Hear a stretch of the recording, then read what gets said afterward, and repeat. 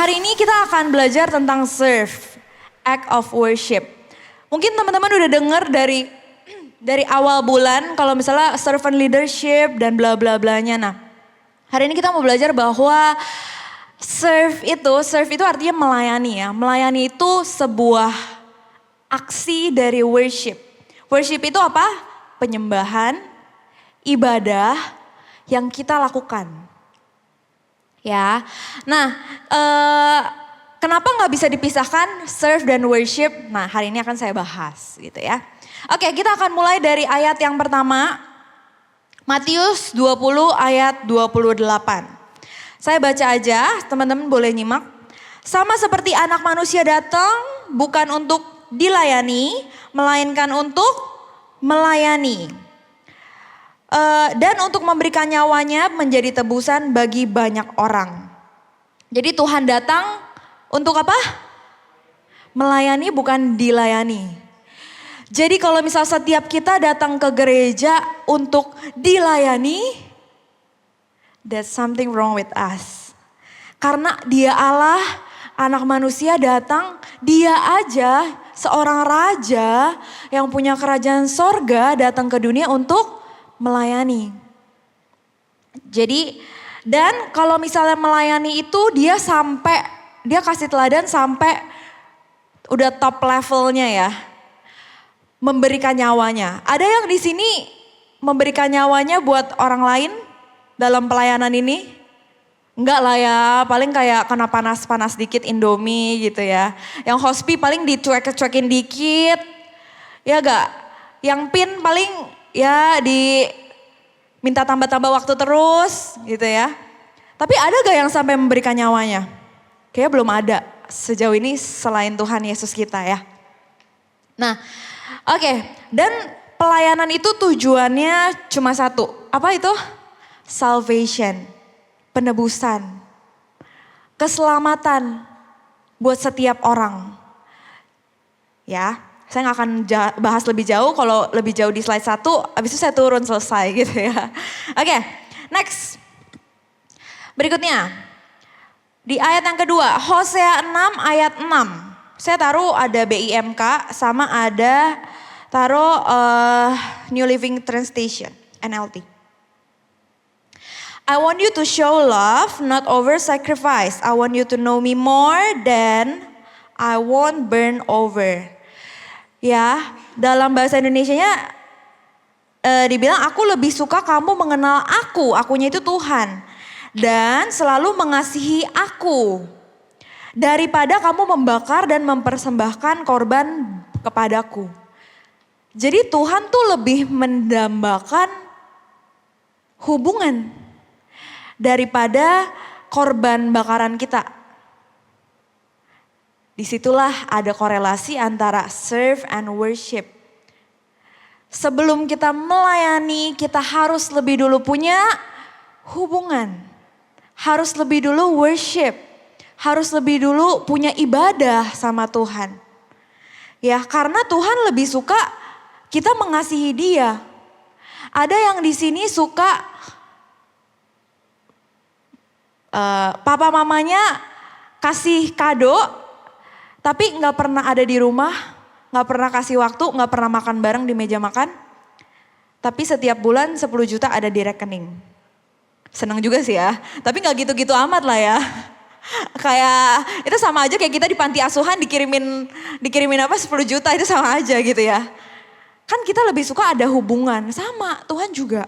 Sama setiap kita, anak-anak dan rekan sekerja Allah.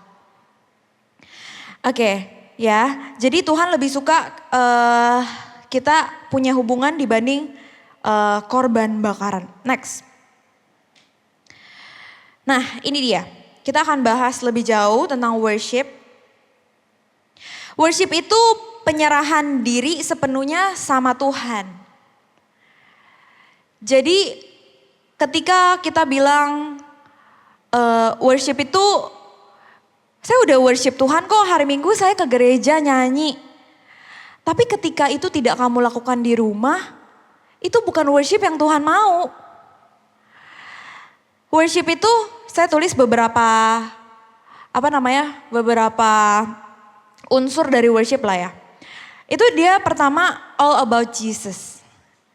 Jadi ketika kamu bilang, saya itu sukanya menyembah Tuhan di gereja aja, kalau di kantor gak usah lah. Kalau di sekolah gak usah lah. Hey, it's all about Jesus. Apa yang Tuhan mau kamu worship di mana? Maksudnya gini, hidup yang seperti apa yang Tuhan mau, ya itu yang harus kita lakuin. Karena bukan tentang kita. Ya, jangan, di jadwal misalnya hospi, di jadwal di worship night. Gak mau kok Johnson, saya cuma maunya di ibadah yang gede aja, next gen. Loh, padahal pelayanan, worship, ibadah kita adalah tentang Tuhan. All about Jesus, kenapa malah kita jawab tentang kita? Padahal itu miliknya Tuhan. Yang kedua, penyembahan itu transform us, mengubah kita. Kenapa? Kalau misalnya kamu deket sama seseorang yang suka makan Indomie, kamu bisa lama-kelamaan jadi suka Indomie. Jangan jauh-jauh, misalnya kita deket-deket sama orang yang ngerokok. Apakah kita akan bau rokok? Jadi ketika kita deket sama Tuhan, otomatis sifat-sifatnya Allah juga akan nular ke kita. Bukan nular, bahkan kita segambar dan serupa dengan Allah. Jadi pada saat kita worship, pada saat kita punya kehidupan penyembahan, itu udah pasti mengubah kita. Ada yang cepat, ada yang lambat. Dulu sering dibilang ada yang mulai perubahannya tuh dari minus, kelakuannya minus maksudnya, ada dari yang udah mulai dari 10, 100 gitu ya. Tapi gak apa-apa, selama kita berproses, berubah sesuai dengan kehendak Tuhan. Yang ketiga, cepet juga saya, oke. Why worship? Jadi bukan tentang how worship, bagaimana kita menyembah, bagaimana kita beribadah, tapi kenapa kita menyembah? Karena dia Allah. Karena dia besar, karena dia Tuhan, makanya kita menyembah. Gak peduli lo mau nyembah caranya, lo pakai kecrekan doang. Lo mau menyembah Tuhan caranya, apalagi suara lo fales-fales. Gak peduli lo worship dengan cara lo pungutin sampah di gereja. Itu worship bukan? Ya, worship through serving God. Ya, jadi jangan lagi memperdebatkan gereja yang itu salah, gereja kita paling benar cara worshipnya. Worship itu tentang Allah yang kita sembah, jadi stop berdebat di area sana. Lebih penting kita membangun kehidupan worship kita karena kita ngerti betul kenapa kita menyembah. Daripada kita kayak penyembahan kayak gini yang benar, yang ini salah, yang ini benar, yang mana, tapi kita lupa. Gak pernah tuh yang sama sekali gak pernah ngelakuin menyembah Tuhan malah. Gak pernah lakuin worship malah. Dan yang terakhir adalah whole. Ini saya akan bahas di berikutnya juga. Whole itu artinya sepenuhnya, penyerahan diri sepenuhnya sama Tuhan. Momen memuliakan Tuhan. Ya, jadi ngerti ya, pada saat dibilang kamu pernah nyembah Tuhan gak? Kamu pernah nyembah Tuhan gak? Iya, saya tiap minggu ke gereja. No, Tuhan gak mau itu. Bukan gak mau itu ya, maksudnya bukan cuma sekedar itu. Tapi Tuhan mau lebih daripada itu. Dia mau setiap kita punya hubungan sama dia. Dia mau, kenapa kita harus worship? Karena pada saat kita masuk ke dalam penyembahan, kita tuh lebih peka sama kehendak Tuhan. Gak usah jauh-jauh. Saya di sini sama Ila di belakang sana. Ila ngomong sama Cicaca ngomong, saya lebih denger, lebih peka yang mana? Kenapa Cicaca? Karena lebih deket. Itu udah contoh paling mudah, sederhana, gak perlu dijelaskan lebih lanjut. Kalau kita jauh sama Tuhan gak heran, kita gak tahu lah apa yang mau Tuhan lakukan dalam kehidupan kita. Lo gak pernah cari wajah Tuhan, boro-boro tahu. Tapi kalau kita intim, kita deket sama Tuhan, kita selalu pikirin Tuhan di setiap situasi hidup kita, nggak heran kita peka sama kehendaknya Allah. Oke, next. Worship itu ada banyak aspek. Pertama whole, seluruhnya. Jadi nggak bisa kita pisah-pisahin cuma hari Sabtu dan Minggu aja ya. Padahal worship itu start from Monday to Sunday. The real one-nya bahkan itu on Monday. Sampai Friday, sampai Saturday. Kalau kita worship di gereja mudah gak? Mudah. Tapi pada saat kita berkenaan dengan di sekolah, kita satu kelas, satu angkatan, satu sekolah nyontek. Kita gak nyontek karena kita worship Tuhan, susah gak? It's the real worship. Pada saat satu kantor ngomongin atasan, tapi kita pilih pakai headset aja sendiri denger lagu kayak apa? It's worship. Pada saat satu angkatan kamu bolos kuliah, kasihan juga ya dosennya ngajar sendirian gitu ya. Tapi kamu tetap masuk kuliah, kamu gak menyia-nyiakan uang orang tua kamu gitu ya. It's worship. Yang kedua obedience, ketaatan. Pada saat kita worship udah otomatis ketaatan itu akan pelan-pelan muncul dalam kehidupan kita. Gak perlu disuruh-suruh. Disuruh apa misalnya? Datang WN. Gak perlu digujuk-gujuk datang WN. Tapi itu akan lahir dari otomatis pada saat kita punya hubungan sama Tuhan. Masa lo gak mau sih sering-sering nyembah Tuhan? Bareng-bareng secara korporat, bareng-bareng teman seiman lu yang akan lebih lagi membangkitkan iman kita. Relationship. Tuhan mendambakan hubungan. Spirit and truth. Menyembah dalam roh dan kebenaran.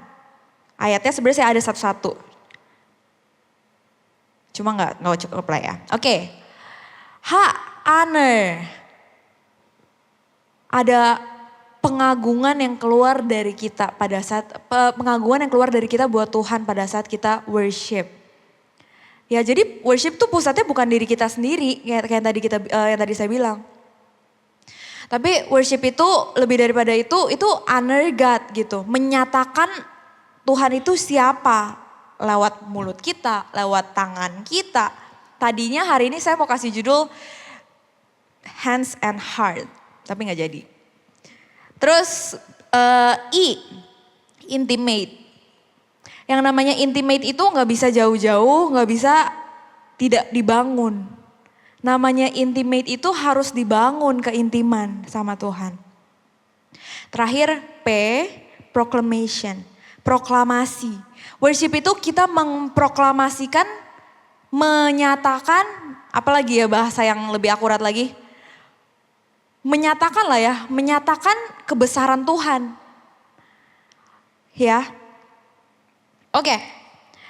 Berikutnya. Worship itu being sensitive and understanding in order to align with God. Membuat kita peka dan mengerti dan sejalan dengan Allah, dengan Tuhan. Itu worship tuh. Makanya tadi dibilang worship itu transform us, bukan mengubah hati Tuhan. Oh ya kalau kita sering-sering menyembah Tuhan, kita sering-sering ngelakuin sesuatu buat Tuhan dan Tuhan bakal berkatin kita. Bukan. Worship itu tentang sebagaimana dia mengubah hati kita. Ya. Being sensitive and understanding in order to align with God. Membuat kita sensitif, peka, dan mengerti apa yang menjadi maunya Tuhan. Nah, next, serve-nya itu do what Jesus wants us to do atau doing His will. Tindakan yang kita lakukan, makanya hari ini saya kasih judul Serve Act of Worship. Kita lakuin worship itu lewat serving. Bukti nyata dalam kita melayani. Jadi jangan bilang ya, melayani itu cuma tugas cici-cici koko di gereja. No, setiap kita punya tugas melayani. Roma 12 ayat 1 saya nggak tulis di sini, tapi ada dibilang ibadah yang sejati adalah apa? Apa? Roma 12 ayat 1, persembahkanlah tubuhmu sebagai persembahan yang hidup, yang kudus dan berkenan kepada Allah. Ya, itu adalah ibadahmu yang sejati. Itu yang kita lakukan. Kita kasih hidup kita buat Tuhan. Roma 12 ayat 1. Jadi ibadah itu, bahkan pelayanan itu bukan perintah, tapi panggilan. Coba bilang bareng-bareng, panggilan. Setiap kita orang Kristen panggilannya gak ada yang beda-beda. Semuanya untuk melayani. Talentanya berbeda-beda. Ada yang talentanya ngomong bisa 4 jam gak berhenti-berhenti. Ada yang talentanya senyum tidak berhenti-berhenti. Ada yang talentanya joget tidak berhenti-berhenti. Ada juga yang talentanya masak tidak berhenti-berhenti. Enggak lah ya, oke. Nah, jadi serve itu adalah bukti nyata kita worship. Berikutnya, kita belajar dari satu orang di Alkitab, satu tokoh di Alkitab yang keren banget. Dia namanya siapa? Udah pernah baca? Dia bahkan sampai jadi satu apa tuh kitab sendiri ya, Nehemia. Siapa yang tahu Nehemia itu siapa? Siapa? Juru minum. Juru minum itu siapin minum doang atau makanan juga? Hah? Juru minum ya, juru minum itu pokoknya dia siapin minuman dan makanan raja lah gitu. Dia tuh kalau bisa dibilang apa ya, dia tuh, oh ini dia. Penyedia makan minum raja, top vendor F&B di kerajaan Persia yang rajanya namanya Artasasta. Susah namanya, ini keren banget ya. Siapa yang punya anak namanya Artasasta? Artasasta, Raja Persia pada zaman itu. Nah, kenapa saya akan bahas dia? Dia itu punya yang namanya Christ likeness. Ya, punya Christ likeness itu apa ya? Keserupaan dengan Allah, keserupaan dengan Tuhan. Dan dia mengerti panggilan sorgawi. Padahal dia seorang profesional. Dia kerja profesional di kerajaan. Dia seorang hebat yang melayani raja, orang kepercayaan raja. Gitu ya, udah pasti yang dia siapkan minuman yang terbaik, makanan yang terbaik buat raja. Ya, yang saya percaya juga gajinya udah gede banget lah ya, gitu. Tapi Nehemia ini nggak lupa sama panggilan sorgawi yang saya tulis juga di situ. Padahal dia adalah seorang profesional. Seberapa banyak dari kita meninggalkan pelayanan dengan alasan, ya saya kerja, udah gak ada waktu lagi. Seberapa banyak dari kita yang kita melayani, cuti dulu 5 bulan, mau ngapain gak tahu lah ya. Saya gak nyindir siapapun BTW ya, saya juga kadang kerja kok di hari Minggu gitu ya. Tapi tetap melayani. Nah, perlu kita ngerti seorang yang sesibuk Nehemia aja, dia penyedia makan dan minum. Makan dan minum kan gak berhenti-berhenti ya. Ada yang di sini hari ini makan, besok gak makan? Puasa mungkin. Tapi kan gak berhenti-berhenti ya, dia harus making sure bahwa makanan raja itu tersedia enak, baik setiap hari, 1 hari 3 kali mungkin. Tapi tetap dia punya hubungan dengan Tuhan, hatinya terkonek dengan Tuhan. Nah, berikutnya. Kita baca bareng-bareng. Oke? Oke? Sebelah sini doang ya, sebelah sini gak ada. Oke? Oke, 1, 2, 3. Possible to serve God with worship, impossible to truly worship without serving. Jadi,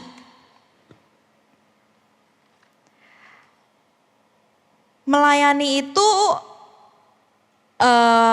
bukti dari kita benar-benar worship. Kalau dengan kata lain, kalau kamu belum melayani, saya nggak bilang melayani di gereja doang. Dalam artian kalau kamu belum melayani, mungkin kamu belum punya yang namanya kehidupan ibadah kamu. Truly worship. Karena nggak mungkin kita menyembah Tuhan, mengasihi Tuhan, tapi kita tidak serve God. Contoh, saya deket sama Ci Wendy misalnya. Ci Wendy bilang, aus ya kayaknya, saya punya minum nih baru. Gak mungkin saya bilang, oh ya saya mengasihi Ci Wendy, tapi minum saya pegangin aja gitu. Gak usah lah, saya juga aus ntar gitu. Ci Wendy bisa beli sendiri. Gak mungkin, apalagi kita sama Tuhan gitu ya. Ketika kita bilang kita worship God, otomatis kita serve God dengan kita kasih waktu kita. Kita kasih hidup kita kasih tangan kita kasih telinga kita buat orang lain. Kita kasih uang kita buat melayani pekerjaan Tuhan melalui orang lain tentunya. Jadi nggak mungkin truly worship without serving. Berikutnya, Nehemia, kenapa bisa dibilang dia itu punya kehidupan worship yang keren banget? Tadi dibilang dia kan kerja ya, sibuk ya.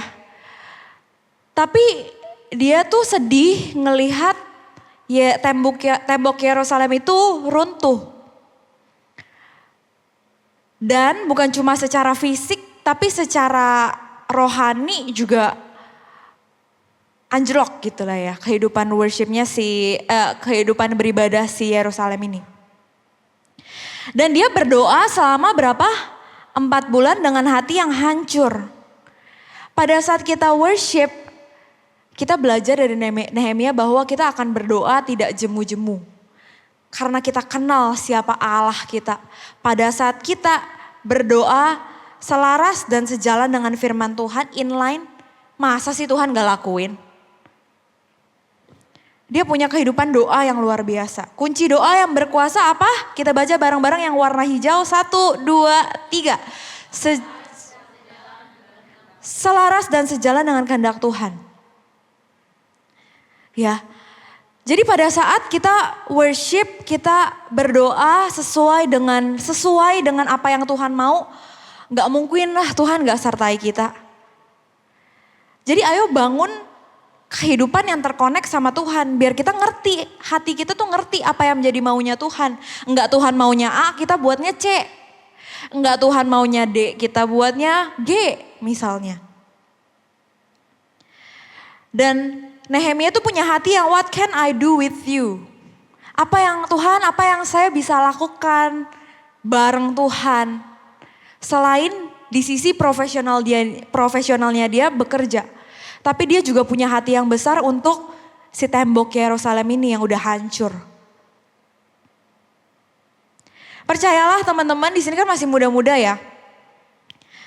Nanti one day mau sesukses apa, sekaya kita apa, tapi percaya sama saya. Dia percaya sama saya aja, gak perlu sama Tuhan. Kenapa? Percaya sama saya, sekaya apapun, sesukses apapun, kita makan sehari 3 kali. Gak mungkin makan 10 kali. Jadi pasti ada yang hilang dari hidup kita kalau kita gak melayani gitu loh maksudnya. Rumah ya 1, maksimal berapa? 3. Ya kalau misalnya mau banyak pindah-pindah kota ya bisa, tapi lu capek juga sih ya. Tapi maksudku mau sekaya, mau sukses kehidupan yang kita bangun sekarang, kita tuh gak butuh sebanyak itu juga loh. Gitu maksudnya makan ya tetap 3 hari, perut kita bakal tetap butuhnya segitu aja gitu loh porsinya. Jadi ada dalam kehidupan kita yang kita perlu lakuin itu perkara surgawi. Tangan kita tuh perlu ngelakuin sesuatu untuk kerajaan Allah di muka bumi ini, bukan cuma untuk mengenyangkan perut kita. Makanya gak bisa dipisahin sekali lagi worship dan serve. Pada saat kita ngerti isi hati Tuhan, kita melakukannya buat Tuhan. Dimanapun kita berada. Berikutnya. Nah, Nehemia dia juga merendahkan hati, dia berpuasa untuk buat orang Israel buat bangun tembok Yerusalem ini. Nah, tembok Yerusalem ini itu dia udah runtuh dan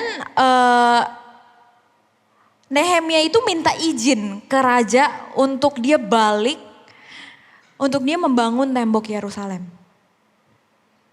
Dia izin, gak kerja dulu gitu untuk dia membangun pelayanannya dia. Ya pelayanan lebih rohani lah ya ini ya, membangun kerajaan Allah di bumi. Tentunya karena dia pasti udah kerjanya oke banget lah ya. Lu kalau udah lembur-lembur, udah pekerjaan lu oke semua. Masa sih bos lu minta izin 2 hari, 3 hari buat retret misalnya nggak boleh gitu, nggak mungkin kan. Makanya kita serving anywhere, anytime. Di kerjaan kita, di sekolah kita belajar dengan baik. Ya, dan Nehemia itu know his calling, hatinya terkonek dengan Tuhan, tahu panggilan dia. Ada sesuatu yang Tuhan mau kerjakan lewat kehidupan dia. Menggenapi kehendak Tuhan lewat pelayanan dia lakukan. Mudah gak bangun tembok Yerusalem? Nanti kalau teman-teman baca ya, itu sampai si Nehemia ini mau dibunuh. Wah, kalau dibunuh beneran udah mirip Tuhan ya, memberikan nyawanya. Sampai mau dibunuh. Banyak yang dia lalui untuk perjuangannya untuk membangun pelayanannya ini, bangun tembok Yerusalem. Tapi lihat gak dari kehidupan Nehemia itu dia jadi platform Allah untuk kerajaan Allah di muka bumi. Siapa yang mau jadi platform Allah di muka bumi, boleh angkat tangannya? Mau ya? Kalau mau berarti kita harus apa? Worship and serve.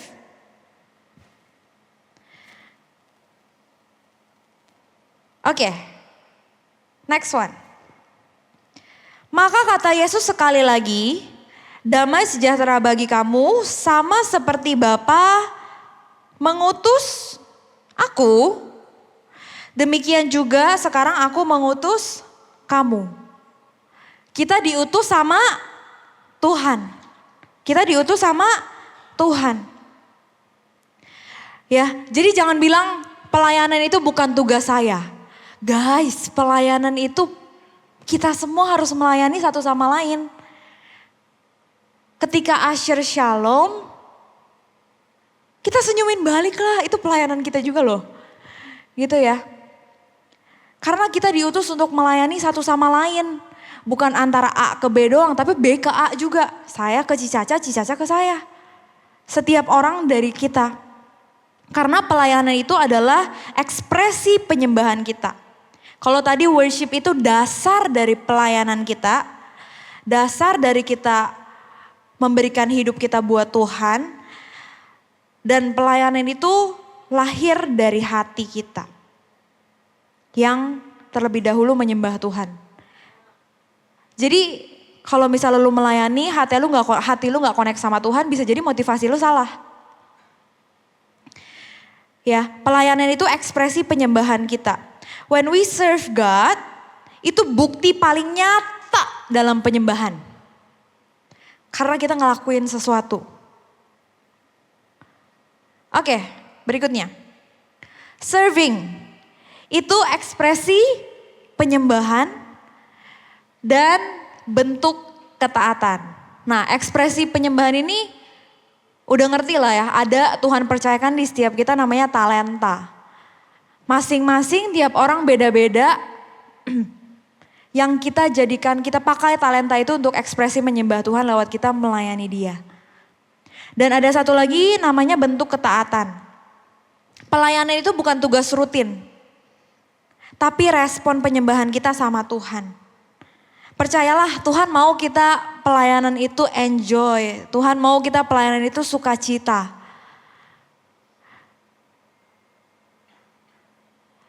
Ya. Oke, berikutnya.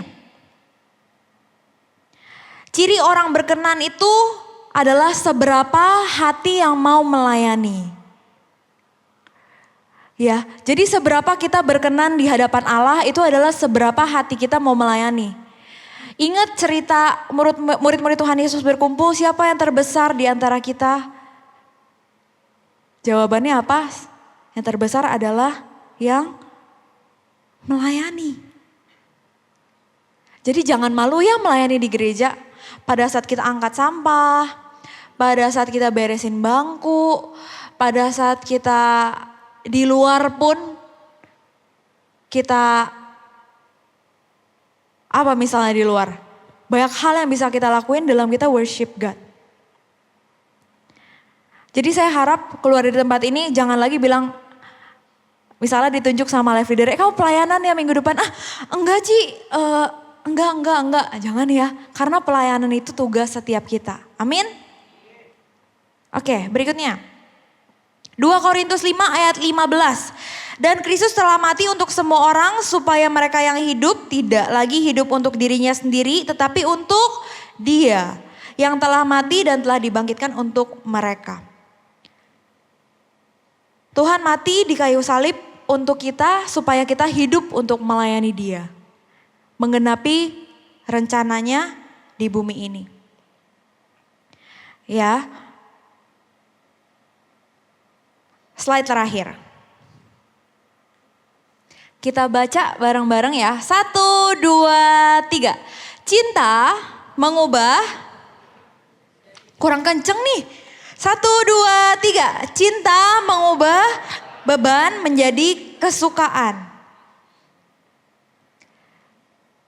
Pada saat kita punya rasa haus dan lapar, rasa cinta sama Tuhan lewat worship yang kita bangun, percayalah pelayanan itu tidak menjadi beban buat setiap kita. Malah kita sukacita melakukannya.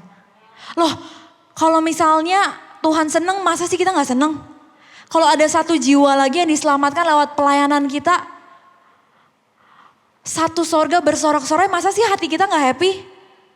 Jadi pelayanan jangan terlalu dianggap, aku belum siap Ci pelayanan. Seserius itu, enggak, pelayanan itu kita bersukacita kok. Kita enjoy kok, kita happy kok. Tapi didasarkan dengan rasa cinta Tuhan. Dan Tuhan itu punya purpose buat setiap kita. Purpose-nya apa? Memperlihatkan kebenaran, menyatakan kebenaran Allah di bumi ini. Banyak gak orang yang tersesat di bumi ini? Banyak. Sedangkan kita juga dulu sebelum Tuhan panggil kita juga tersesat.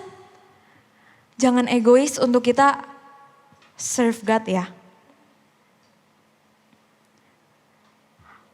Oke, jadi gak mungkin mungkin kita worship tanpa serve, tapi mungkin kita worship dengan serve, tapi tidak mungkin kita truly worship tanpa serving.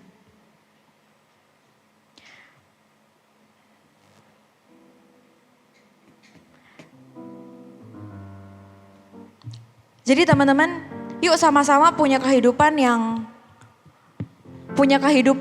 jadi ekspresi penyembahan kita setiap hari. Punya kehidupan melayani yang sebagai itu ekspresi penyembahan kita setiap hari. Jangan lagi egois, jangan lagi nggak mau punya hubungan yang dekat sama Tuhan. Karena percuma lu pelayanan tapi hati lu nggak connect sama Tuhan.